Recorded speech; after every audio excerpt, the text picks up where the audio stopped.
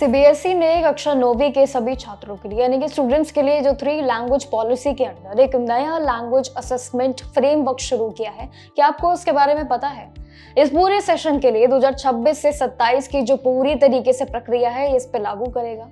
इस नए नियम में मकसद क्या है? ओरल फर्स्ट यहाँ पे पूरी प्रक्रियाओं को जोर देने का मतलब कि यहाँ पे हर एक स्टूडेंट को लिखने और पढ़ने से पहले भाषाओं का ज्ञान होना जरूरी है। सुनने और बोलने के एक्सपर्ट भी जरूर बनाए जाएंगे। लेकिन सबसे बड़ी राहत की बात यह है इस पूरी लैंग्वेज के नए नियम में कि थर्ड लैंग्वेज जो कि R3 का रूल कहता है ये कोई बोर्ड एग्जाम नहीं होगा, बल्कि इसका पूरा असेसमेंट स्कूल लेवल पे डिपेंड किया जाएगा। ये उसी तरीके से बनावट होगा। वैसे तो नियम के अनुसार देखें तो यहाँ पे 3 में से 2 इंडियन लैंग्वेजेस यानी कि भाषाएं जरूरी होती है।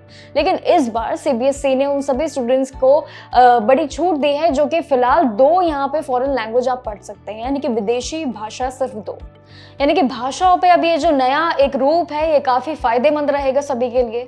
अब ऐसे में स्टूडेंट कक्षा 10वीं तक उन्हें जारी रख सकते हैं, ये भी ऑप्शन है। बस उन्हें अब इंडियन लैंग्वेज को थर्ड भाषा में कन्वर्ट करना होगा, यानी कि वही भाषा को अब चुनना होगा जो हमारी इंडियन है। इसमें ये पॉलिसीज पूरे महीने से शुरू हो जाएंगी, यानी कि प्रक्रियाओं पे फुल जोर है। और अभी ये सारी भाषाओं का कोर्स भी पूरी तरीके से रेडी लेकिन अभी नहीं है, ये तैयारी है। फिलहाल एनसीईआरटी इसका सिलेबस तैयार करने में जुट चुका है और ये तैयारियां शुरू हो गई है। लेकिन उन्हें अब तक सिर्फ हिंदी और संस्कृत के लिए इसमें लर्निंग मटेरियल रेडी किया है, सिर्फ 2 भाषाओं के लिए, सिर्फ 2 लैंग्वेज के लिए। बाकी के लिए अभी पूरी तरीके से काम जरूर जारी है।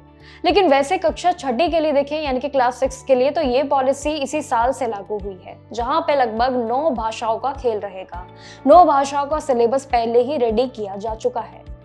इस नए फ्रेमवर्क के तहत अब स्कूल और बेस्ड जितने भी इवैल्यूएशन जो कि पूरे 100 मार्क्स के होंगे, 100 क्वेश्चंस रहेंगे, जिसमें सबसे ज्यादा वेटेज किसका होगा? लिसनिंग और साथ ही स्पीकिंग स्किल्स का दिया जाएगा। ये 2 सबसे ज्यादा जोर वाला होगा। पूरे 40 मार्क्स तय किए जाएंगे इसी आधार पे। इसके अलावा यहाँ पे कक्षा में पढ़ाए गए लर्निंग रिसोर्सेस और उसके बेस्ड पे असेसमेंट के लिए भी 30 मार्क्स मिलेंगे और रीडिंग स्किल्स के लिए भी 20 मार्क्स रखे गए हैं। यहाँ पे 30 और 20 मार्क्स के आंकड़े सेट हैं। क्रिएटिव राइटिंग हो या फिर क्रिएटिव आपके जितने भी लिखावटी की बनावट हो, ये 10 मार्क्स उसमें भी जुड़ जाएंगे। इस मार्क्स के अलावा पूरे सेशन के दौरान अलग अलग एक्टिविटीज भी चलेंगी, जिसमें 15 मार्क्स का एक प्रोजेक्ट वर्क भी शामिल होगा। इस प्रोजेक्ट के लिए स्टूडेंट्स को local festivals, customers, folk art और सभी ज्ञान होना चाहिए, भाषाओं का, गीत का, संगीत का, हर एक चीज का, जो भी इंटरेस्टेड उनके टॉपिक्स होंगे उन सभी का ज्ञान होना चाहिए। वहीं दूसरी तरफ क्रिएटिव राइटिंग के सेशन में भी स्टूडेंट्स को इनफॉर्मल यहाँ पे इनविटेशन, मैसेजेस, पिक्चर्स, डिस्क्रिप्शन और शॉर्ट स्टोरीज, डायलॉग राइटिंग, इन सभी चीजों की लिखावटें सिखाई जाएंगी।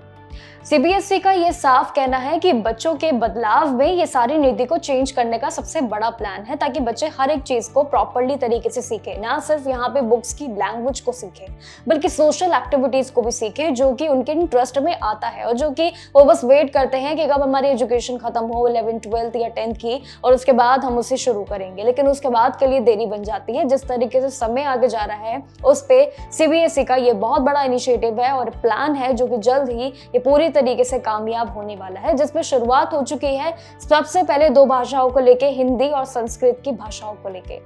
बाकी सीबीएसई का और क्या नया प्लान है आने वाले समय के लिए वो जरूर आपके साथ शेयर करेंगे। बाकी अगर आप पेरेंट्स हैं, सुन रहे हैं अपने बच्चों के लिए, ये सबसे बड़ा इनिशिएटिव है जो आप उनको मदद कर सकते हैं सीबीएसई के साथ जुड़ के।